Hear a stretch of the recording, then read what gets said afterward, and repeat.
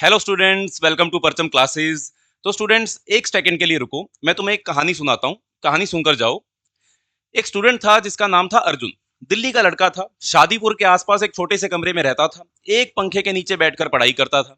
दिन में 10 12 14 घंटे तक पढ़ता था। उसने यूपीएससी प्रीलिम्स दिया। उसके मार्क्स आए 141। मैं आपको पूरा का पूरा डायग्राम के थ्रू सबको समझाता हूं। उसके मार्क्स आए प्रीलिम्स के अंदर 141। प्रीलिम्स का स्कोर बहुत अच्छा था उसका। उस साल जो कट ऑफ थी प्रीलिम्स की वो थी सिर्फ 92। ठीक है, मतलब सिर्फ प्रीलिम्स में ही उसने प्रूव कर दिया कि वो कोई ऑर्डिनरी एस्पिरेंट नहीं है। ठीक है, वो फिर मेंस में बैठा। सभी के सभी पेपर दिए उसने। हाथ दर्द कर गए उसके, इतना इतना उसने लिखा, इतनी उसने तैयारी करी, सारे के सारे पेपर उसने दिए, सारी बुकलेट्स वो भरकर आया। एक भी सवाल उसने नहीं छोड़ा। जब उसका रिजल्ट आया मेंस का, तब उसके नंबर आए 715। मेंस में वो फेल हो गया क्योंकि मेंस का जो क्वालिफाइंग स्कोर था उस साल 739 740 के आसपास मेंस का क्वालिफाइंग स्कोर था। ठीक है, कट ऑफ 739 था। अर्जुन आउट हो गया, मेंस में वो पास नहीं कर पाया, इंटरव्यू में वो नहीं बैठ पाया। अभी उसी बैच में एक और स्टूडेंट थी जिसका नाम था प्रिया, कैंडिडेट बी का नाम था प्रिया। ठीक है, प्रिया के प्रीलिम्स में नंबर आए 109। ठीक है, प्रिया के प्रीलिम्स में नंबर आए 109, यानी अर्जुन से कुछ मार्क्स उसके कम आए। सेम प्रिपरेशन टाइम उसने भी लिया, सिमिलर रिसोर्सेज उसने पढ़े, लेकिन उसके प्रीलिम्स में अर्जुन से नंबर आए थोड़े से कम। लेकिन फिर प्रिया ने भी मेंस दिया क्योंकि 92 कट ऑफ थी। प्रीलिम्स तो प्रिया का भी क्लियर हो गया और मेंस में प्रिया के नंबर आए 788। ठीक है, यानी कि 739 मेंस की कट ऑफ थी, उसका मेंस क्लियर हो गया और प्रिया जो है वो चली गई कहां, इंटरव्यू के अंदर। इंटरव्यू तक वो पहुंच गई। अर्जुन ने प्रिया से ज्यादा पढ़ा था। अर्जुन ने प्रिया से ज्यादा मेहनत करी थी। अर्जुन को ज्यादा चीजें आती थी। अर्जुन का आईक्यू प्रिया से कहीं भी कम नहीं था। लेकिन फिर क्या हुआ? प्रिया का मेंस क्यों क्लियर हुआ और अर्जुन का मेंस क्लियर क्यों नहीं हुआ? ये सिर्फ अर्जुन और प्रिया की कहानी नहीं है। आज जितने भी एस्पिरेंट्स तैयारी कर रहे हैं, बहुत से एस्पिरेंट्स के साथ, मैक्सिमम एस्पिरेंट्स के साथ यही कहानी घट रही है। जो लोग प्रीलिम्स क्रैक करते हैं, उनमें से हम जानते हैं कि ज्यादातर बच्चे तो मेंस क्रैक नहीं कर पाते, इंटरव्यू में नहीं बैठ पाते हैं, सीटें ही बड़ी लिमिटेड हैं। लेकिन कई सारे बच्चे ऐसे हैं उसके अंदर, कई सारे एस्पिरेंट्स ऐसे हैं उसके अंदर जो बहुत बहुत बहुत पढ़ते हैं। बहुत ज्यादा 12 14 15 16 घंटे एक दिन के अंदर पढ़ते हैं। बिल्कुल ही डेलिपिटेटेड कंडीशन के अंदर रहकर वो अपनी तैयारी करते हैं, सभी रिसोर्सेज का इस्तेमाल करते हैं, उनका आईक्यू भी बहुत अच्छा होता है। लेकिन वो बच्चे, वो एस्पिरेंट्स जो है वो मेंस क्रैक नहीं कर पाते हैं। लेकिन ऐसे बच्चे जो कंपेरेटिवली उनके कम पढ़ रहे हैं, उनसे कम वो मेहनत कर रहे हैं, बट स्टिल वो बच्चे जो हैं, वो एस्पिरेंट्स जो है वो मेंस क्रैक कर जाते हैं और वो इंटरव्यू के अंदर बैठ जाते हैं। बाकी बच्चे जो है वो बैठे रह जाते हैं। तो इसका मतलब क्या है? इसका मतलब ये है कि मेंस क्लियर करने के लिए आपको सिर्फ पढ़ना नहीं है, आपको उससे कुछ और स्टेप्स आगे जाने की जरूरत है। वो क्या है? वो है आंसर राइटिंग टेक्निक्स। आपको ये समझना होगा कि why most of the students are failing at the answer writing, why good aspirants are failing at the mains examination. चाहे वो यूपीएससी का मेंस एग्जामिनेशन हो या किसी भी स्टेट पब्लिक सर्विस कमीशन का मेंस एग्जामिनेशन हो, why good aspirants, the hard working aspirants are failing at that. ये समझना, ये सारी की सारी हमारी वीडियो का आज का एम रहने वाला है। इस सारी की सारी चीजों को समझने के लिए आपको पूरी वीडियो जो है वो डिटेल में देखनी पड़ेगी। ठीक है, ये सारा कंटेंट समझाऊंगा कि क्यों अर्जुन फेल हुआ, क्यों प्रिया पास हुई, और अगर प्रिया के जैसे मेंस में तुमको भी पास करना है तो ऐसी कौन सी चीजें हैं जिसका ध्यान में अपने को रखना पड़ेगा, जिसके ऊपर अपने को मेहनत करनी पड़ेगी, वो सारी डिटेल के अंदर हम डिस्कस करेंगे। पर उससे पहले मैं आपको एक गुड न्यूज दे दूं। गुड न्यूज ये है कि परचम क्लासेस ने अपना all in one state public service commission का जो कोर्स है वो लॉन्च कर दिया है। प्री प्लस मेंस का ये कोर्स रहने वाला है। 2026-27 बैच जो है वो अनाउंस हो चुका है। लाइफ टाइम वैलिडिटी इसके अंदर आपको मिलेगी और एक साल का ये प्रोग्राम रहेगा। एक साल के अंदर आपको ये सारी की सारी जो सिलेबस है वो पूरा करवा के हम देंगे। बट लाइफ टाइम तक आप ये सारे कोर्सेज जो है वो उसको एक्सेस कर सकते हो। अगर आप जम्मू कश्मीर की तैयारी कर रहे हो, हिमाचल प्रदेश के पब्लिक सर्विस कमीशन की, हरियाणा की, पंजाब की, यूपी की, बिहार की, झारखंड की, उत्तराखंड की, इनमें से किसी भी स्टेट पब्लिक सर्विस कमीशन की अगर आप प्रिपरेशन कर रहे हो, तो आप परचम क्लासेस का ये स्पेशल कोर्स जो है वो ले सकते हो। All in one state PCS course ले सकते हो। प्रीलिम्स भी एडिड रहेगा इसमें, मेंस भी एडिड रहेगा। ठीक है, मेंस की आंसर राइटिंग की स्पेसिफिक क्लासेस जो है इसके अंदर कुछ मैं भी लूंगा, कुछ बाकी टीचर्स भी लेंगे।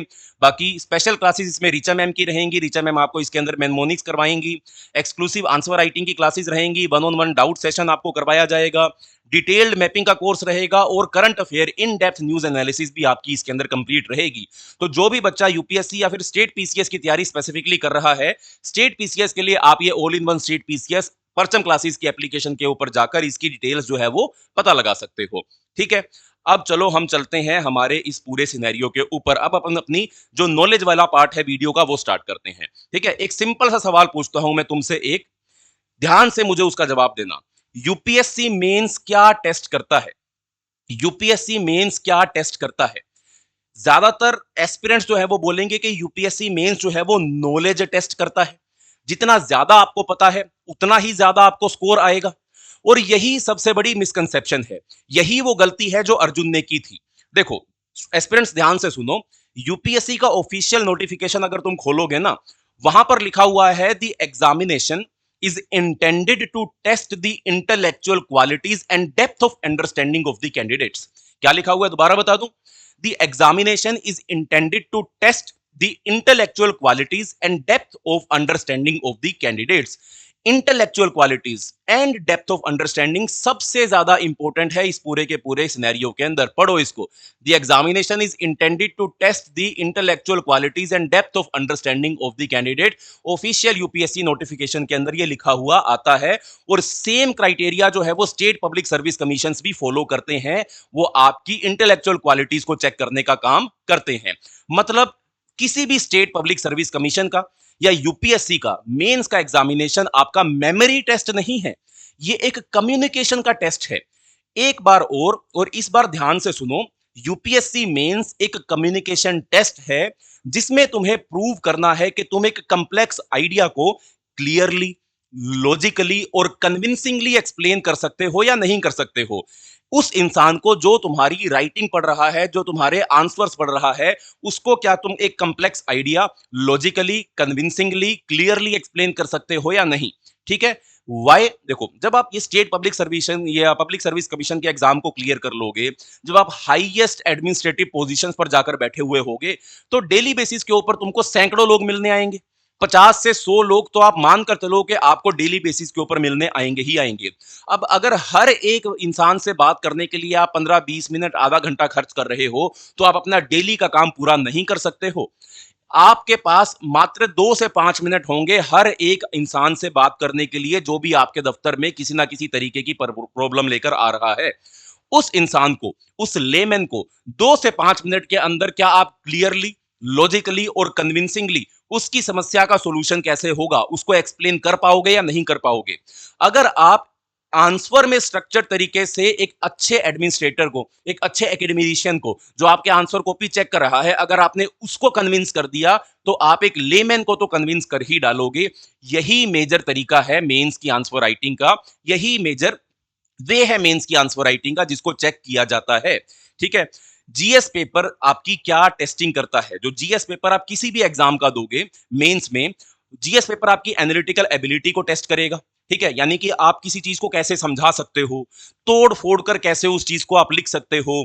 या फिर जीएस पेपर आपकी इवैल्यूएटिव एबिलिटी को टेस्ट करेगा, किसी एक पक्ष की साइड लेना, फिर उस साइड को जस्टिफाई करना, वो टेस्ट करेगा। आपकी कम्युनिकेशन एबिलिटी को टेस्ट करेगा कि आप क्लियरली लिख सकते हो या नहीं लिख सकते हो। ये 3 चीजें एग्जाम में आपकी नोट की जाती हैं, सिर्फ कंटेंट नोट नहीं किया जाता है। जीएस पेपर 1 हो, 2 हो, 3 हो, 4 हो, कोई भी जीएस पेपर हो, सभी में आपकी analytical ability, evaluative ability and communication ability के ऊपर ही फोकस रहता है मेंस के अंदर। ठीक है, अब एक सेकंड के लिए रुको और जस्ट इमेजिन करो कि तुम क्या हो। जैसे मान लो इसको, अगर जैसे मैंने आपको समझाया, अपन प्रीलिम्स माइंडसेट के अंदर फंसे रहते हैं, चलो इसके ऊपर बाद में आते हैं। पहले हमें ये माइंड जो एक्सरसाइज है, थॉट एक्सपेरिमेंट जो है, वो उसके ऊपर ही बात कर लेते हैं। एक सेकंड के लिए इमेजिन करो तुम एक एग्जामिनर हो। एक टेबल के ऊपर बहुत सारी आंसर बुकलेट्स जो है वो रखी हुई हैं। तुम्हें हर एक बुकलेट को चेक करना है। कुछ मिनट में ही तुमको हर एक आंसर को इवेल्युएट करना है। एक स्टूडेंट ने 3 पेज भरे हुए हैं, 3 पेज के ऊपर एक स्टूडेंट ने फैक्ट फैक्ट फैक्ट लिखे हुए हैं। दूसरे ने भी इतने ही पेज भरे हुए हैं, लेकिन दूसरे कैंडिडेट ने क्लियर आर्गुमेंट लिखा हुआ है, एग्जाम्पल लिखा हुआ है, क्लियर कंक्लूजन लिखी हुई है। तुम्हारा दिमाग नेचुरली उस स्टूडेंट की तरफ जाएगा जो चीजें क्लियर कर रहा है, जो कंफ्यूज नहीं कर रहा तुम्हें। ये थॉट एक्सपेरिमेंट तुम्हें एक प्रिंसिपल देगा कि तुम अगर एग्जामिनर की जॉब पर होते, तो तुम्हारा जो आंसर, जिस भी आंसर को तुम चेक कर रहे हो, उसको जब तुम आंसर को चेक करने बैठोगे, तो क्या वो आंसर तुम्हारे काम को आसान कर रहा है, एग्जामिनर के काम को आसान कर रहा है या डिफिकल्ट कर रहा है? अगर तो आसान कर रहा है तुम्हारा आंसर एग्जामिनर के काम को तो वो नंबर देगा, अगर तुम्हारा आंसर एग्जामिनर के काम को डिफिकल्ट कर रहा है तो वो तुमको नंबर नहीं देगा। यानी कि डिलीवर करना पड़ेगा, क्लियरिटी तुमको लेकर आनी पड़ेगी, क्लैरिटी के नंबर मिलेंगे, वॉल्यूम के नंबर आपको मेंस के अंदर नहीं मिलेंगे। ठीक है, तो अब इतना समझ में आया कि मेंस कम्युनिकेशन टेस्ट है। पर कम्युनिकेशन होती क्या है, कम्युनिकेशन का मतलब क्या है? कम्युनिकेशन का मतलब है कि मैं कुछ जानता हूं और मैं उसे इस तरीके से एक्सप्रेस करूंगा कि सामने वाला इंसान ना तो सिर्फ समझे बल्कि उससे इंप्रेस भी हो जाए। और यहां पे आता है वो डिफरेंस जो प्रिया और अर्जुन में था। अर्जुन जानता था पर वो डिलीवर नहीं कर सकता था। प्रिया थोड़ा कम जानती थी पर उसको इतना पता था कि जो वो जानती है उसे क्रिस्टल क्लियर कर कर लिखना कैसे है। मतलब समझो, घर में सबसे ज्यादा रेसिपी जानने वाले लोग जरूरी नहीं कि सबसे अच्छा खाना भी बनाएं। एक सिंपल सी दाल फ्राई भी एक कॉम्प्लिकेटेड बुरी बिरयानी से बहुत अच्छी हो सकती है। तो जरूरी नहीं है कि आपको बहुत अच्छी अगर रेसिपीज आती हैं तो आप उतने ही अच्छा खाना बनाओ। आपके पास बहुत सारा ज्ञान है, आपने सारे नोट्स पढ़ डाले हैं, हर किताब आपने पढ़ डाली है, तब भी जरूरी नहीं है कि आप बहुत अच्छे आंसर्स को लिखो। ठीक है, और यही तो टॉपर्स का सीक्रेट होता है। जैसे कि यूपीएससी के 2023 के टॉपर थे आदित्य श्रीवास्तव, रैंक 1 थे। उन्होंने लबासना में एक स्पीच दी थी और उस स्पीच में उन्होंने कहा था कि मैं कंटेंट पर नहीं, क्लैरिटी पर फोकस करता था, इसलिए मेरे नंबर जो है वो मेंस में इतने ज्यादा आए। वहीं 2022 की जो टॉपर थी ईशिता किशोर, जिनका रैंक 1 आया था, उसके अगर आप जीएस आंसर उठाकर देखोगे, आपको ऑनलाइन जाओगे तो आपको उनके आंसर कॉपीज जो है वो मिल जाएंगी। वहां पर भी वो यही कह रही है, सेम चीजों के ऊपर वो फोकस कर रही है, क्लैरिटी के ऊपर ईशिता किशोर जी, वो भी मैम जो है वही उस पर फोकस कर रही हैं। टॉपर्स जो होते हैं वो कम लिखते हैं लेकिन ज्यादा स्कोर पाते हैं। आम एस्पिरेंट ज्यादा लिखता है लेकिन कम स्कोर उसका आता है। ठीक है, अब ये बात प्रीलिम्स से मेंस के ट्रांजिशन के टाइम में बहुत इंपॉर्टेंट हो जाती है। प्रीलिम्स में तुम्हारा काम क्या था? प्रीलिम्स में तुम्हारा काम यहां पर लिखा हुआ है, तुम प्रीलिम्स के ट्रैप के अंदर फंसे हुए हो, तुम प्रीलिम्स के माइंडसेट के अंदर फंसे हुए हो। तुम्हारा कोर एक्शन प्रीलिम्स में क्या है? मेमोरी रिट्राइवल का एंड रिकॉग्निशन का। तुम फोकस ही उसी चीज के ऊपर कर रहे हो। प्रीलिम्स में तुम्हारा काम था ऑप्शन को चूज करना, ऑप्शन को टिक करना, बस वहीं पर काम खत्म।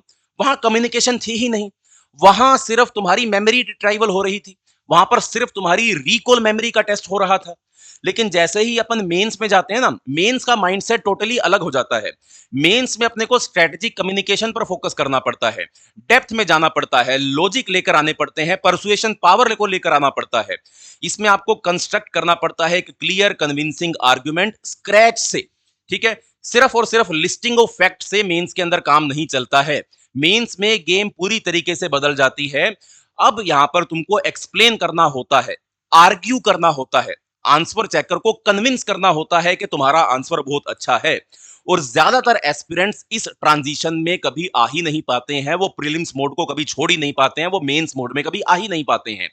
रैंक प्रीलिम्स क्लियर करने से नहीं आएगी, रैंक मेंस क्लियर करने से, इंटरव्यू क्लियर करने से आएगी। प्रीलिम्स तो एक स्क्रीनिंग एग्जामिनेशन है, पहला स्टेप है तैयारी का, असली तैयारी मेंस में शुरू होती है। तो अगर अभी तक आप प्रीलिम्स के माइंडसेट में हो तो आप अभी पहले पायदान पर हो, आपको दूसरे पायदान पर जाना है। आपको मेंस की तैयारी करनी है, मेंस की कट ऑफ इंटरव्यू और बाद में ओवरऑल कट ऑफ आपको रैंक दिलवाएगी। प्रीलिम्स का काम तो खत्म हो जाएगा वहीं पर। तो ये ट्रांजिशन करना पड़ेगा। मेंस में भी प्रीलिम्स की तरह लिखने से काम नहीं चलेगा। मेंस में अगर प्रीलिम्स की तरह फैक्ट की लिस्ट अगर लिखकर आ जाओगे, डाटा की परेड करके आ जाओगे, नामों की लकीरें लिखकर आ जाओगे तो एग्जामिनर खुश नहीं होगा। एग्जामिनर को लिस्ट नहीं चाहिए, उसे एक इंटेलिजेंट इंसान का पर्सपेक्टिव चाहिए। वो इंटेलिजेंट इंसान जो फैक्ट यूज तो करता है, फैक्ट्स को एन्यूमरेट नहीं करता। फैक्ट डालता तो है, एग्जाम्पल के तौर पर डालता है, अपने पूरे आंसर को फैक्ट बेस्ड नहीं बनाता। ठीक है, तो परचम क्लासेस के जो व्यूअर्स हैं ये नोट करो, ये एक फंडामेंटल शिफ्ट है। प्रीलिम्स का mindset is equal to recall, mains का mindset is equal to communication. जब भी तुम मेंस प्रैक्टिस करते हो, पहला सवाल पूछो अपने आप से, क्या मैं इस आंसर में कुछ एक्सप्लेन कर रहा हूं या मैं सिर्फ लिस्टिंग कर रहा हूं अपने आंसर के अंदर? अगर सिर्फ लिस्टिंग है तो रीराइट करो। ये शिफ्ट अकेले तुम्हारे स्कोर को इंप्रूव करवाने में बहुत मदद करेगा। ठीक है, तो अब तुम जानते हो कि यूपीएससी या कोई भी state public service commission actually क्या टेस्ट करता है। वो कम्युनिकेशन चेक करते हैं, कम्युनिकेशन टेस्ट करते हैं, सिर्फ मेमोरी टेस्ट नहीं करते हैं। तो अब सवाल आ जाता है फिर, तो एग्जामिनर तब क्या देखता है जब वो तुम्हारी आंसर बुकलेट का पहला पेज पर पहुंचता है तो, और जब उसके पास सिर्फ 90 सेकंड होते हैं तुम्हारा पहला पेज चेक करने के लिए, तो उस पहले पेज पर तुम उसके लिए क्या इंप्रेशन छोड़ रहे हो, क्या होता है पहले उन 90 सेकंड्स के अंदर। चलो इन सभी चीजों को भी समझते हैं, एक एक करके ये सारा पार्ट जो है वो हम क्लियर करते हैं। ठीक है, एक एक करके ये सारा पार्ट जो है वो हम क्लियर करते हैं। बट इससे पहले मैं तुमको एक और न्यूज बता दूं, एक और खुश खबरी है तुम्हारे लिए। अगर आप स्टेट पीसीएस की तैयारी कर रहे हो तो आपके लिए one liner e books English के अंदर अब अवेलेबल है परचम क्लासेस की तरफ से। 2026 का एडिशन, पहले वाला एडिशन बहुत हमारा सक्सेसफुल हुआ था, जिसके चलते दोबारा नया लेटेस्ट अपडेटेड एडिशन जो है वो रिचा मैम की गाइडेंस के अंदर लॉन्च किया गया है। 17,000 प्लस वन लाइनर्स इसके अंदर आपको मिलेंगे। ठीक है जी, जो प्रीलिम्स क्रैक करने में आपकी मदद करेगा। सभी स्टेट पीसीएस एग्जाम के जनरल स्टडीज के कंबाइंड सिलेबस के ऊपर ये सब्जेक्ट वाइज और टॉपिक वाइज दोनों ही वैरायटीज के अंदर आपके लिए अवेलेबल हैं। ठीक है, डन। तो यहां पर भी ध्यान से देखो कितनी एक बुकलेट्स होती हैं एक एग्जामिनर के पास। एक एग्जामिनर के पास लगभग 500 चलो नहीं, हम 500 का आंकड़ा नहीं लेते हैं, आप डर जाओगे 500 के आंकड़े से। मान लो किसी एग्जामिनर के पास 100 से 200 बुकलेट है, हर बुकलेट के अंदर उसके पास मान लो कि 20 क्वेश्चन है, और ज्यादा से ज्यादा 3 से 4 हफ्ते ही एग्जामिनर को किसी भी सारी की सारी बुकलेट्स को चेक करने के लिए प्रोवाइड किए जाएंगे। टोटल अगर मैं निकालू ना टाइम पीरियड, इस सारी कैलकुलेशन के बाद, नई कैलकुलेशन के बाद, नया आंकड़ा डालने के बाद भी अगर मैं टोटल निकालूं, तो 2 से 3 मिनट होते हैं किसी भी एग्जामिनर के पास आपके एक 10 मार्कर क्वेश्चन को चेक करने के लिए। मात्र 2 से 3 मिनट एक 10 मार्कर क्वेश्चन को चेक करने के लिए एग्जामिनर के पास मौजूद होते हैं। उतने में ही आपको उसको इंप्रेस करने के लिए सारी कार्यवाही करनी है। 2 से 3 मिनट में अगर आपने उसको अपनी तरफ नहीं रोका, अपनी तरफ अट्रैक्ट नहीं किया, ऐसा आंसर नहीं लिखा जिसमें वो आपको 3 नंबर की जगह 6 नंबर दे, तो अपना भैया मेंस क्रैक नहीं होगा ऐसे, अपना लिस्ट में नाम नहीं आएगा ऐसे, अपन हमेशा मेंस की कट ऑफ से पीछे खिसकते जाएंगे, फिर अपन ने चाहे प्रीलिम्स की कितनी भी तैयारी क्यों ना कर ली हो। तो थोड़ा सा मेरी बातें आपको हार्श लग रही होंगी ना, थोड़ी कड़वी लग रही होंगी मेरी बातें, बट एक टीचर का काम होता है कि स्टूडेंट्स को रियलिटी दिखाना। तो मैं रियलिटी आपको दिखा रहा हूं, भले ही थोड़ी बहुत कड़वी बातें मैं आपको बोल रहा हूं, पर अगर इस रियलिटी को समझोगे तो आपका ही तो भला है इसके अंदर, आपका ही तो भला है इसके अंदर। ठीक है, तो जब ये एग्जामिनर के पास 2 से 3 मिनट हैं आपके आंसर को चेक करने के लिए, और पहले पेज पर वो कितने एक टाइम बिता देगा, पहले पेज पर लगभग वो 90 सेकंड बिता देगा, 1 से 1.5 मिनट वो पहले पेज के ऊपर बता देगा। वो स्कैन करेगा, पहले पहले 90 सेकंड में वो देखता है कि आपके आंसर का स्ट्रक्चर क्या है, आपके आंसर की लैंग्वेज क्लियर है या नहीं है, कोई मीनिंगफुल पॉइंट उसके अंदर विजिबल है या नहीं है। अगर है तो वो इंटरेस्टेड हो जाएगा, अगर नहीं है तो उसका एक मेंटल एस्टिमेट बन जाएगा कि इसको कितने नंबर देने हैं और आगे बढ़ना है। ठीक है, तो अब ये सवाल है कि उन 90 सेकंड में एग्जामिनर के लिए तुम्हारा आंसर क्या डिलीवर करना चाहिए, तुमको क्या उसके अंदर मेंशन करना है। सबसे पहले तुमको क्या मेंशन करना है, तुमको स्ट्रक्चर को सुधारना है, तुम्हें अपने आंसर के स्ट्रक्चर को सुधारना है। ठीक है, सबसे पहला एलिमेंट तुम्हारे आंसर का होना चाहिए स्ट्रक्चर। ठीक है, अब ये स्ट्रक्चर क्या होता है, स्ट्रक्चर का मतलब होता है कि इमीडिएटली वो देख सके कि आंसर कहां से कहां जा रहा है, किस डायरेक्शन से किस डायरेक्शन में जा रहा है। इंट्रोडक्शन होनी चाहिए, बॉडी होनी चाहिए, कंक्लूजन होनी चाहिए। क्या स्ट्रक्चर ऐसा है, बॉडी, इंट्रोडक्शन, बॉडी, कंक्लूजन आपके आंसर में है या नहीं है, या आपने एक कंटिन्यूस पैराग्राफ, एक जंगल के रूप में आपने एक पैराग्राफ जो है वो लिखकर छोड़ दिया है। तो सबसे पहले एग्जामिनर स्ट्रक्चर चेक करेगा, तो सबसे पहले फोकस अपने को किस पर करना है, अपने स्ट्रक्चर इंप्रूवमेंट के ऊपर फोकस करना है। दूसरा एग्जामिनर क्या चेक करेगा, दूसरा एग्जामिनर आपका पहले 90 सेकंड के अंदर चेक करेगा रेलेवेंस। रेलेवेंस को चेक करेगा आपके आंसर के अंदर, पहली 2-3 लाइंस में क्या स्टूडेंट ने एक्चुअली सवाल का जवाब देने की कोशिश की है, या वो बैकग्राउंड देने में ही घूम रहा है कि हाँ कभी मुगल हुआ करते थे, मुगल 1526 में पानीपत की लड़ाई के बाद आए थे, मुगलों ने ये किया, मुगलों ने वो किया। आंसर आपका मुगलों के डिक्लाइन के ऊपर था, आप बैकग्राउंड देने में ही पूरा इंट्रोडक्शन जो है वो लिखाए हो, 4-5 लाइनें आपने उसके अंदर लिख दी हैं। रेलेवेंस होना चाहिए आपके स्टार्टिंग के आंसर में, आपके इंट्रोडक्शन के अंदर पहली 2 से 3 लाइन एक्चुअली सवाल का जवाब देने की कोशिश करती हुई होनी चाहिए। बैकग्राउंड देने में उन लाइनों को बिल्कुल भी मिसयूज नहीं करना है। ठीक है जी, तीसरा मेजर एलिमेंट होगा आंसर के अंदर प्रिसीजन का, तीसरा मेजर एलिमेंट होगा आंसर के अंदर प्रिसीजन का। अब ये प्रिसीजन क्या होती है? क्या स्टूडेंट चीजें बड़ी वेगली मेंशन कर रहा है या स्पेसिफिकली मेंशन कर रहा है? जैसे मान लो एक स्टूडेंट ने लिखा that India has developed a lot in past few years. India has developed a lot in past few years. Let's say एक स्टूडेंट ने ये लाइन लिखी, मैं यहां पर लिख देता हूं, India has developed a lot in past few years. ठीक है, मान लो एक एस्पिरेंट ने अपने आंसर में इस लाइन को लिखा है और कोई दूसरा एस्पिरेंट है जिसने इसी तरीके की लाइन को बट अलग तरीके से लिखा है, बड़ी प्रिसाइज तरीके से लिखा है। वो क्या लिखेगा? वो लिखेगा इंडिया ने from 2015 to 2026, from 2015 to 2026 India has reduced its poverty count from 63 crore.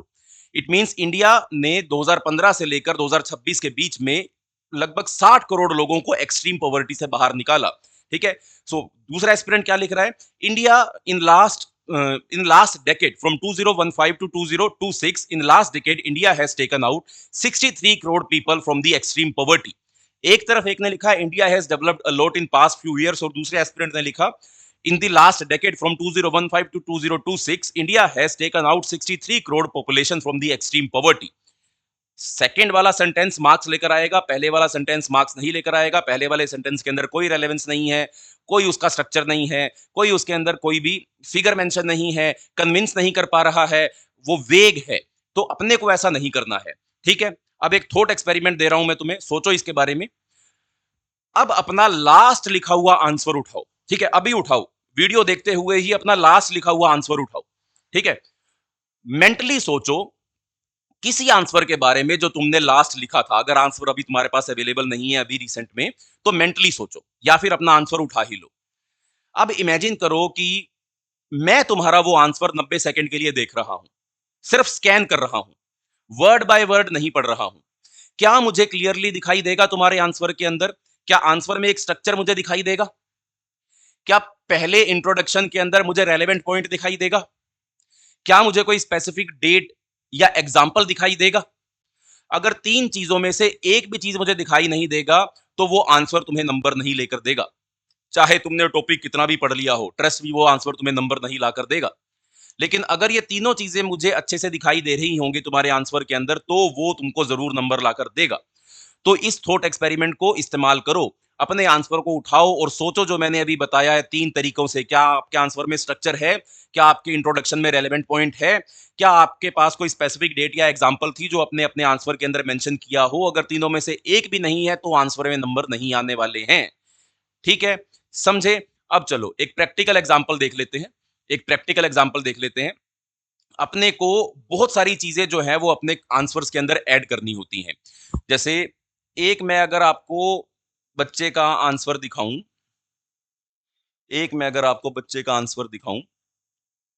तो ध्यान से देखना इस आंसर को।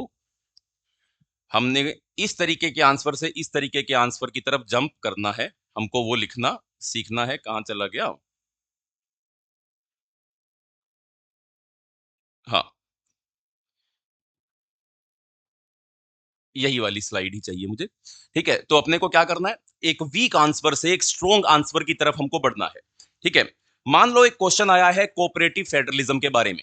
इंडिया की डेवलपमेंट में कोऑपरेटिव फेडरलिज्म का क्या रोल है? How has cooperative federalism contributed in the growth of the India's development? अपने को ये आंसर लिखना है। ठीक है, लिखो, मेरे साथ प्रैक्टिस करो, आंसर लिखो। How has cooperative federalism helped in the development of India? How has cooperative federalism helped in the development of India? लिखो इसका आंसर। ठीक है, 2 मिनट लगाओ, 3 मिनट लगाओ, 10 मिनट लगाओ, 15 मिनट लगाओ, 20 मिनट लगाओ, 1 घंटा लगाओ, 5 घंटे लगाओ। वीडियो को पॉज कर दो, हटा दो, कल दोबारा ओपन कर लेना, लेकिन इसका आंसर लिखो। ठीक है, प्रैक्टिकल एग्जांपल जब तक आपको इससे नहीं मिलेगा, जब तक आपको प्रैक्टिस नहीं मिलेगी, तब तक मेरी वीडियो देखने से भी आंसर राइटिंग आने वाली नहीं है। प्रैक्टिस करनी पड़ेगी, प्रैक्टिस में करवाऊंगा तुम्हें साथ के साथ। ठीक है, अब मान लो तुमने ये आंसर लिख लिया है, तुमने वीडियो पॉज कर ली थी, मैं इतना मान लेता हूं। तो हो सकता है कि आपने बड़ा वीक आंसर लिखा हो, हो सकता है कि आपने एक बड़ा स्ट्रॉन्ग आंसर लिखा हो। अगर मैं कुछ पॉइंट्स बता देता हूं अपने आंसर के अंदर, आइडेंटिफाई कर लेना, पता लग जाएगा कि वीक आंसर है या स्ट्रॉन्ग आंसर है। पहले वीक आंसर के पॉइंट्स बता देता हूं। इस क्वेश्चन का आंसर करते हुए शायद आपने लिखा होगा, federalism is very important in India. Federalism is very important in India, लिखा ना, किसी ने तो लिखा होगा, ठीक है, कमेंट बॉक्स में बता देना। या फिर ये लाइन लिखी होगी, cooperative federalism plays a very big role in India, introduction में डाली होगी, cooperative federalism plays a very big role in India, है ना, इंट्रोडक्शन में डाली होगी, ठीक है। या फिर ये लिखा होगा, इन cooperative federalism centre and state work together, ये हो सकता है इंट्रोडक्शन में लिखा हो, इन cooperative federalism centre and state work together, ठीक है। या फिर ये लिखा होगा, cooperative federalism is necessary for development of India, cooperative federalism is necessary for development of India, है ना। या फिर ये लिखा होगा, GST is an example of the cooperative federalism, GST is an example of the cooperative federalism, NITI Aayog is also an example of the cooperative federalism, है ना। या फिर लिखा होगा, there are 28 states in India and cooperative federalism works everywhere, ठीक है, therefore cooperative federalism is very important for India, है ना। ऐसे कुछ लिखा होगा, ऐसी कुछ लाइनें लिखी होंगी। अगर ऐसी लाइनें आंसर में है तो वीक आंसर है, अभी बता दूं, ऐसी लाइनें आंसर में है तो वीक आंसर है। स्ट्रॉन्ग आंसर कब होगा? स्ट्रॉन्ग आंसर होगा जब लिखा होगा, सोचने दो मुझे भी, एक बार क्वेश्चन क्या था, क्वेश्चन क्या था अपना, cooperative federalism, how has cooperative federalism helped in the development of the India, ये क्वेश्चन था ना अपना। इसका इंट्रो कैसे लिखेंगे अपन स्ट्रॉन्ग आंसर में, India's development model, India's development model rests on a delicate center state partnership. India's development model rests on a delicate central state partnership.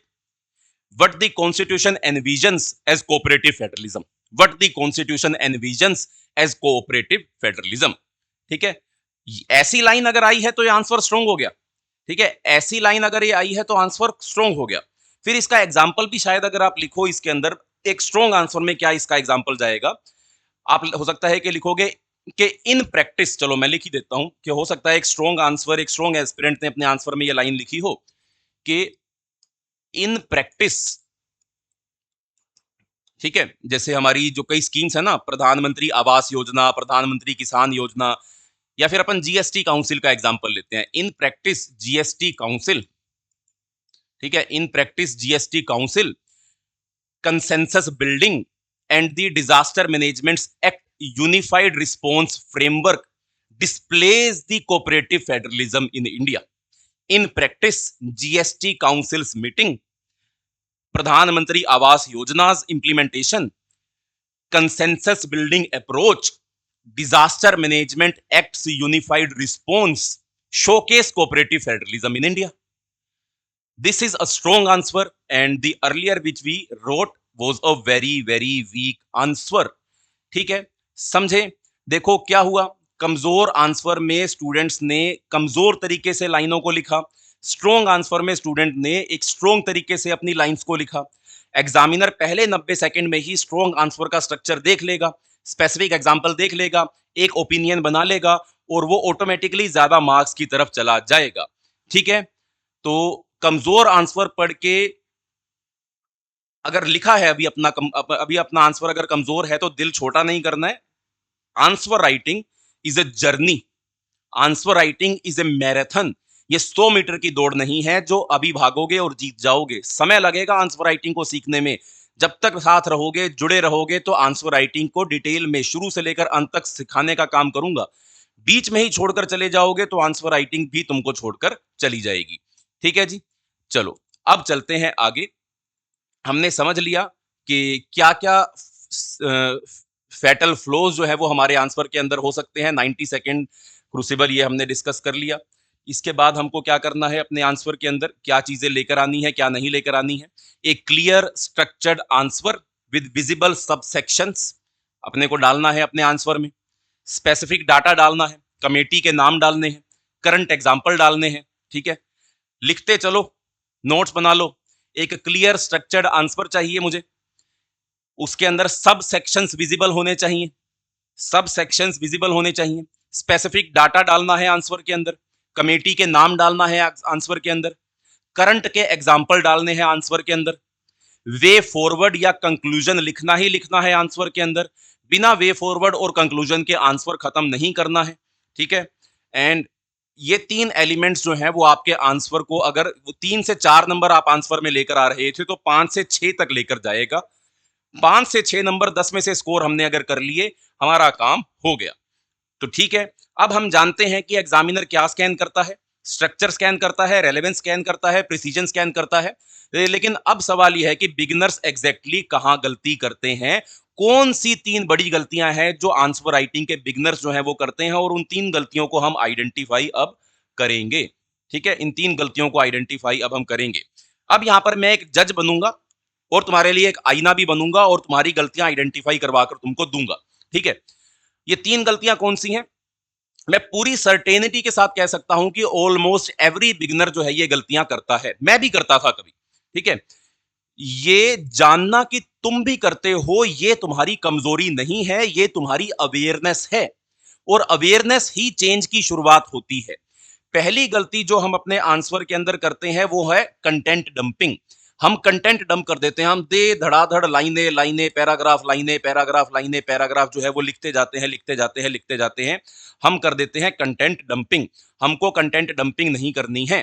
ठीक है, जैसे तुम एक ड्रॉर खोलो, एक दराज तुमने खोली, वो दराज खोली और दराज की सारी चीजें जो है वो तुमने बाहर जमीन के ऊपर फेंक दी, पर वो तरीका आंसर लिखने में इस्तेमाल अगर तुम कर रहे हो, चीजें वहां पर हैं, वो दराज से बाहर निकाली हुई चीजें वहां पर हैं, तुम्हारे आंसर के अंदर वो सभी चीजें हैं जो एग्जामिनर को चाहिए, पर अरेंज तरीके से मौजूद नहीं है, कोई अरेंजमेंट उसकी नहीं है। जैसे वो जमीन पर पड़ी हुई दराज से निकली हुई चीजों की कोई अरेंजमेंट नहीं है, उसमें से कुछ ढूंढना पड़ेगा तो बहुत समस्या होगी। एग्जामिनर को भी तुम्हारे आंसर के अंदर से अगर कुछ ढूंढना पड़ेगा तो उसको बहुत समस्या होगी। एग्जामिनर को स्ट्रक्चर्ड थिंकिंग चाहिए। एग्जामिनर एक ऐसा स्टूडेंट चाहता है जो कह सके कि मैं इस टॉपिक के बारे में सोचता हूं, मैंने सोचा है, मैंने पढ़ा है और मैं तुमको भी पढ़ा सकता हूं इसके बारे में। तो पहली हमारी गलती क्या होती है? कंटेंट डंपिंग की। हमको कंटेंट डंपिंग नहीं करनी है। ठीक है, दूसरी हमारी गलती होती है इंट्रोडक्शन से जुड़ी हुई। दूसरी हमारी मेजर गलती होती है इंट्रोडक्शन से जुड़ी हुई। ठीक है, एक कॉमन पैटर्न है, स्टूडेंट इंट्रोडक्शन में बड़े बड़े पैराग्राफ लिख देते हैं, पूरा बैकग्राउंड लिख देते हैं, पूरा कंटेक्स्ट लिख देते हैं, पूरी हिस्ट्री लिख देते हैं, फिर बॉडी में लिखने के लिए कुछ बचता ही नहीं है। इंट्रोडक्शन का काम सिर्फ क्या है? इंट्रोडक्शन का काम है एग्जामिनर को बताना कि तुम क्वेश्चन समझ चुके हो और तुम कहां जाओगे इस आंसर के अंदर। सिर्फ 2 से 3 लाइनें, सिर्फ 2 से 3 लाइनों के अंदर तुम्हारे आंसर का इंट्रोडक्शन पूरा हो जाना चाहिए। इससे बड़ा इंट्रोडक्शन मतलब सुइसाइड, मजाक नहीं, इससे बड़ा इंट्रोडक्शन मतलब सुइसाइड। इंट्रोडक्शन एक दरवाजा है, इंट्रोडक्शन एक कमरा नहीं है। ठीक है, इंट्रोडक्शन एक दरवाजा है, इंट्रोडक्शन एक कमरा नहीं है। इंट्रोडक्शन को एक कमरे के रूप में ट्रीट मत करो।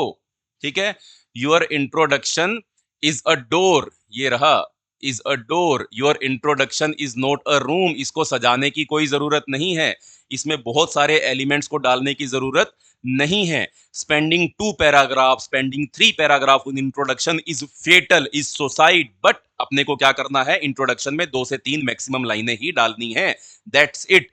समझे?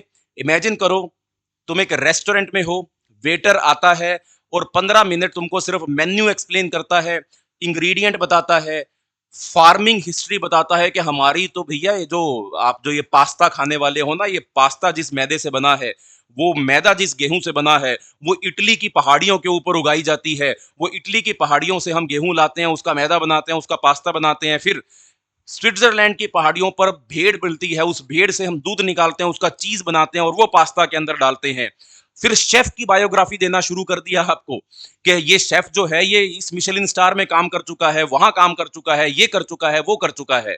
अरे भैया, तुमको भूख लगी है, तुम फ्रस्ट्रेट हो रहे हो। यही एग्जामिनर को लगता है, जब तुम इंट्रोडक्शन बहुत लंबा कर देते हो, वो फ्रस्ट्रेट हो रहा है, उसको भूख लगी है तुम्हारे आंसर को पढ़ने की, और तुम सारा ज्ञान उसको इंट्रोडक्शन में ही दे रहे हो जो क्वेश्चन से रेलेवेंट रखता ही नहीं है। So treat introduction as only a door, don't treat your introduction as a room. ठीक है, तीसरी गलती जो बच्चे करते हैं ना, तीसरी गलती जो बच्चे करते हैं वो है अपना कि बच्चे कंक्लूजन नहीं लिखते, बच्चे कंक्लूजन नहीं लिखते, एस्पिरेंट्स कंक्लूजन नहीं लिखते। बहुत से स्टूडेंट्स जो हैं, एस्पिरेंट्स जो हैं, वो टाइम प्रेशर में कंक्लूजन स्किप कर देते हैं या सिर्फ लिख देते हैं कि thus it can be concluded that this topic is very important for India's development, बात खत्म। ये कंक्लूजन नहीं है, ये रेजिग्नेशन लेटर है। आपने रिजाइन कर दिया आंसर लिखते लिखते बीच में, रेजिग्नेशन नहीं करना है। कंक्लूजन मेन एग्जामिनर एक चीज ढूंढता है, कंक्लूजन में एग्जामिनर तुम्हारा ओपिनियन ढूंढता है, तुम्हारा टेक ढूंढता है, तुम्हारा वे फॉरवर्ड ढूंढता है, दो तीन क्लियर ओरिजिनल लाइंस वो ढूंढता है जो प्रूव करे कि तुम सिर्फ सिलेबस रटकर नहीं आए हो, तुम इवेल्युएट करके आए हो हर एक चीज को। तो तीन गलतियां नहीं करनी है परचम क्लासेस के स्टूडेंट्स को। डंपिंग नहीं करनी है, चेक करो अपना आंसर उठाकर के तुम्हारा कंटेंट स्ट्रक्चर्ड है या सिर्फ डंपिंग किया हुआ है तुमने। अभी चेक करो उठाकर आंसर के इंट्रोडक्शन 2 से 3 लाइनों के अंदर है या पूरा पैराग्राफ लिखा हुआ है तुमने इंट्रोडक्शन का। चेक करो कि कंक्लूजन तुम्हारी बहुत कमजोर है या 2-3 ओरिजिनल लाइंस तुमने कंक्लूजन के अंदर जरूर लिखी थी कि नहीं लिखी थी। ठीक है, मुझे वो स्टूडेंट्स याद आते हैं जिन्होंने कंक्लूजन में लिखा है, in the light of the above discussion it is clear that India is a diverse country. In the light of the above discussion, it is clear that India is a diverse country. Diversity confirm करके चला गया वो। Examiner को diversity के बारे में पता ही नहीं था कि India is a diverse country. ठीक है, तो इन गलतियों से अपने को बचना है। ठीक है, एक स्ट्रॉन्ग कंक्लूजन भी अपने को बिल्ड करना सीखना है। ठीक है, चलो इतना समझ लिया, अब आगे चलते हैं। अब बात करते हैं हम, टॉपर्स जो हैं वो 150 वर्ड का आंसर 130 वर्ड में ही खत्म कर देते हैं। ठीक है, सोचकर तुमको अजीब लगेगा, सुनकर भी तुमको अजीब लगेगा। 2023 के यूपीएससी टॉपर, उन्होंने अपने जीएस पेपर 2 के बारे में बताया था कि वो एवरेजली एक 10 मार्कर क्वेश्चन के लिए 150 नहीं 130 शब्द ही लिखते थे। 150 की वर्ड लिमिट है, वो 20 वर्ड कम लिखते रहे और रैंक 1 आ गया उनका जीएस के अंदर। काहे रैंक 1 आ गया? क्योंकि टॉपर्स को ये समझ में आ गया है कि कोर प्रिंसिपल क्या है, density over length. Core principle क्या है, डेंसिटी ओवर लेंथ। आपका आंसर डेंस होना चाहिए, आपका आंसर डेप्थ में, आपके आंसर में डेप्थ होनी चाहिए। सिर्फ लेंथ होने से, 150 वर्ड लिखने से ना तो डेप्थ आती है ना ही डेंसिटी आती है। ठीक है, हर सेंटेंस जो तुम लिखते हो वो या तो वैल्यू ऐड करता है या वो स्पेस वेस्ट करता है। जो टॉपर्स होंगे वो सिर्फ वैल्यू एडिंग सेंटेंस ही लिखेंगे, बाकी सब वो काट देंगे, बाकी सब वो अपने आंसर के अंदर डालेंगे ही नहीं। एक एग्जांपल देखो, वीक स्टूडेंट, जैसे हमने एग्जांपल देख ही लिया, वीक स्टूडेंट क्या लिखता है? वीक स्टूडेंट लिख देगा, India is a very important country in South Asia. India is a very important country in South Asia and has been growing rapidly in terms of economic development and GDP की growth over the past few decades. ठीक है, which has led to many positive outcomes for its citizens। ये लंबी लंबी लाइनें लिख दी, 30-40 शब्द जो थे वो उसने इंट्रोडक्शन के अंदर लिख दिए, एक भी चीज स्पेसिफिक चीज नहीं लिखी। टॉपर कैसे लिखेगा? टॉपर लिखेगा, India GDP crossed $4 trillion in 2023, making it fourth largest economy, a trajectory driven by services sector and demographic dividend। काम खत्म, इंट्रोडक्शन पूरा, दैट्स इट, यही चाहिए था। कैसे लिखेगा टॉपर?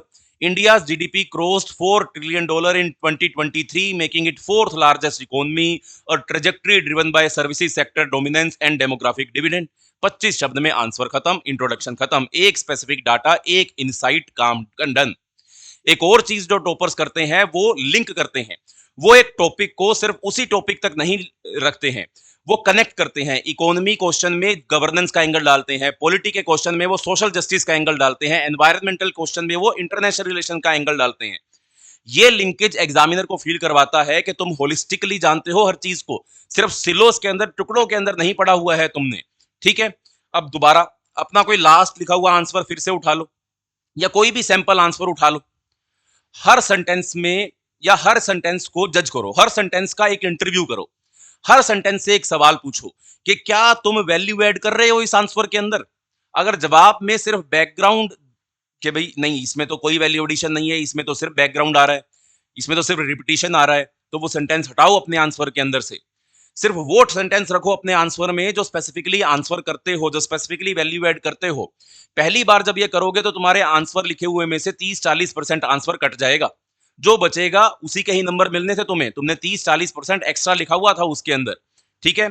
और एडवांस स्टूडेंट्स के लिए मैं बता दूं, जो पहले से ही आंसर राइटिंग जानते हैं, ये तुम्हारे लिए एक गेम चेंजर टेक्निक हो सकती है। जब भी आंसर लिखने के बाद तुम्हारे पास टाइम हो, तो एक एक्टिविटी करो, हर सेंटेंस चेक करो। जैसे अभी मैंने बताया, क्या ये सेंटेंस स्पेसिफिक है, क्या ये एडिटिव है। अगर ये स्पेसिफिक है तो ठीक है, एडिटिव है तो इसको कट कर दो या इसको रिप्लेस कर दो।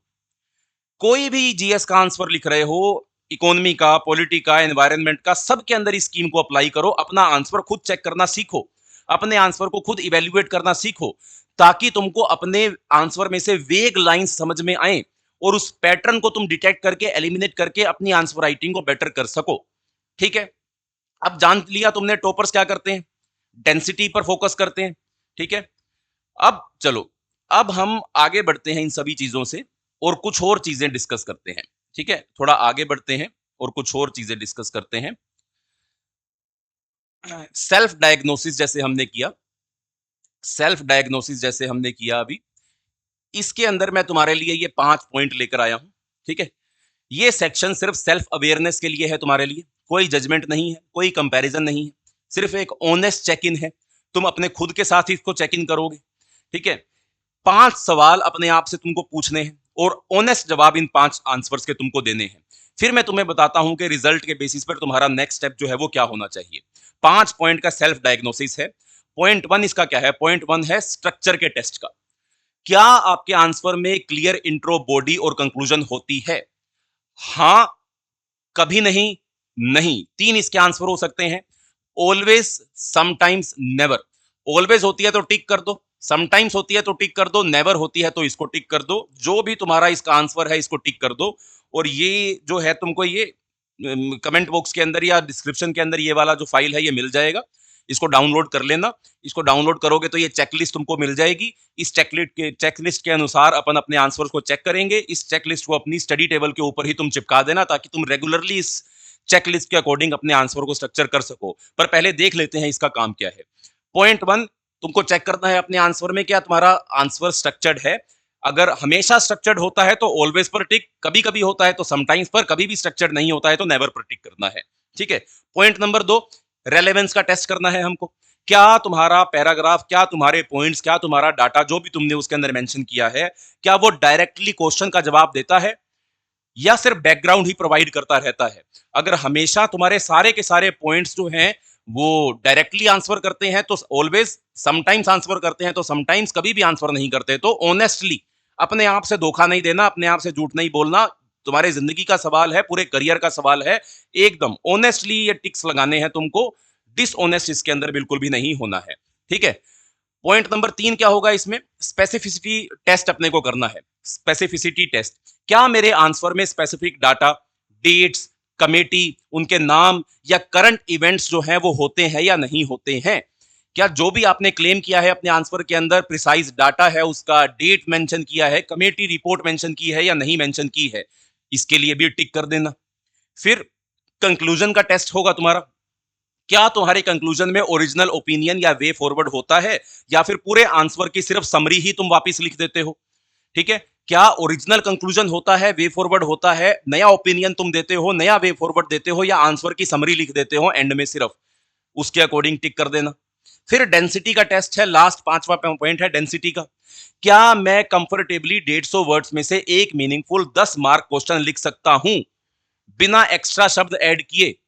क्या तुमको विश्वास है कि तुम्हारे पास डेंसिटी है? Can I comfortably deliver a complete answer in 130 to 150 words without filler padding, fillers add किए बिना? That India is a developing country, India is developing from last 70 years, India is developing since after independence, liberalisation, privatisation, globalisation helped in developing India way मोर।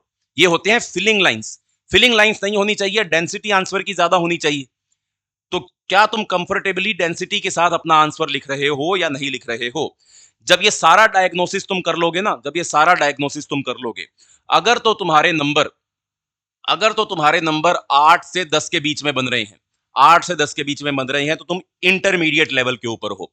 तुम्हारा focus अब होना चाहिए linkage building के ऊपर, current affairs की integration के ऊपर, paper specific, subject specific strategies के ऊपर। और इस सीरीज के अंदर मैं आंसर राइटिंग सीरीज के अंदर जो अगले बहुत सारे वीडियोस तुम्हारे लिए प्लान कर रहा हूं, वो सारी वीडियोस जो है वो तुम्हारे लिए ही होने वाली हैं, जो 8 से 10 नंबर के ऊपर मौजूद है। ठीक है, अगर तुम्हारे नंबर बन रहे हैं 4 से 7, अगर तुम्हारे नंबर बन रहे हैं 4 से 7, तो अभी तुम स्ट्रक्चर्ड बिगिनर हो, अभी तुम स्ट्रक्चर्ड बिगिनर हो, तुम्हें जानते हो कि क्या करना है, बट एग्जीक्यूशन में गैप है अभी तुम्हारी। तुम्हारा काम है रोजाना 2-3 आंसर लिखना, स्पेसिफिकली स्ट्रक्चर और कंक्लूजन के ऊपर फोकस करते हुए चलना, और जो आने वाले मेरे लेक्चर्स हैं आंसर राइटिंग के ऊपर, उनके लिए प्रॉपर तैयार होकर बैठना। ठीक है, तीसरी कैटेगरी में अगर तुम्हारे नंबर 0 से 3 आ रहे हैं, तो तुम बिल्कुल फ्रेश बिगिनर हो, बिल्कुल फ्रेश बिगिनर हो, और ये परफेक्टली फाइन है, इसमें कोई दिक्कत नहीं है। तुम्हारे लिए सबसे इंपॉर्टेंट है, आज से एक आंसर राइटिंग नोटबुक शुरू करो, स्ट्रक्चर से शुरू करो, कंटेंट से नहीं शुरू करना है। कंटेंट बाद में आएगा, टंकी में पानी भरने दो, जब टंकी में पानी भरेगा तभी टूटी से बाहर निकलेगा। अभी बस टंकी को टूटी से जोड़ने के लिए पाइपलाइन बिछा दो, स्ट्रक्चर लिखना सीख लो। स्ट्रक्चर पहले लिखेंगे, कंटेंट पर बाद में आएंगे। तो तुम्हारे लिए क्या काम है फ्रेश बिगिनर्स के लिए? स्ट्रक्चर को लिखना सीखना। ये सेल्फ डायग्नोसिस जो है कमेंट सेक्शन में शेयर करना मेरे साथ, अपना स्कोर लिखो और बताओ तुम किस लेवल पर हो, और परचम की पूरी कम्युनिटी के साथ अपनी जर्नी शेयर करने का काम करो। और नीचे इसको पिन करवा दूंगा मैं, इस चेकलिस्ट का पीडीएफ, या फिर परचम क्लासेस की एप्लीकेशन से तुमको ये पूरी पीडीएफ जो है या पूरी पीपीटी मिल जाएगी, वहां से इसको डाउनलोड करके प्रिंट करवा लेना। प्रिंट करवाओ, अपनी स्टडी टेबल पर चिपकाओ और डेली इसको देखो, डेली इसको ऑब्जर्व करो। ठीक है, अब डायग्नोसिस हो गया हमारा, डायग्नोसिस हो गया तो मैं तुमको एक और चीज बता दूं, एक और गुड न्यूज आपको दे दूं। एनसीईआरटी एडवांस बैच 2026 ये भी परचम क्लासेस का लॉन्च हो गया है। इसमें लाइफ टाइम आपको वैलिडिटी मिलेगी, live plus recorded foundation courses आपको इसके अंदर मिलेंगे। इसमें भी आपको मेमोनिक्स वर्कशॉप मिलेंगी, आंसर राइटिंग की क्लासेस मिलेंगी, पर्सनल मेंटरशिप मिलेगी, इन डेप्थ न्यूज एनालिसिस मिलेगा, वर्ल्ड मैपिंग का पूरा कोर्स होगा, पीवाईक्यू का पूरा एनालिसिस होगा। तो जो बच्चे अपनी तैयारी बिल्कुल बेसिक से स्टार्ट कर रहे हैं, उनके लिए ये एनसीईआरटी का फाउंडेशन कोर्स होने वाला है, एडवांस बैच होने वाला है, सॉरी। तो इसके लिए इंफॉर्मेशन आपको परचम क्लासेस की वेबसाइट के ऊपर और एप्लीकेशन के ऊपर मिल जाएगी। जो भी नया बच्चा तैयारी कर रहा है, please go and check this course, it will help you very effectively. ठीक है, चलो, अब डायग्नोसिस हो गया, स्कोर पता चल गया।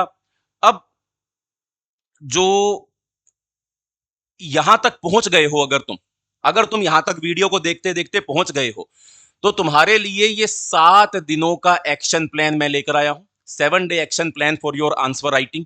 ठीक है, डे 1 से 2 अपने पिछले 3 आंसर्स उठाओ, उनको चेक करो, स्ट्रक्चर टेस्ट करो, रेलेवेंस टेस्ट करो, स्पेसिफिसिटी टेस्ट करो, कंक्लूजन टेस्ट करो, आइडेंटिफाई करो कौन सा पॉइंट सबसे कमजोर है तुम्हारा।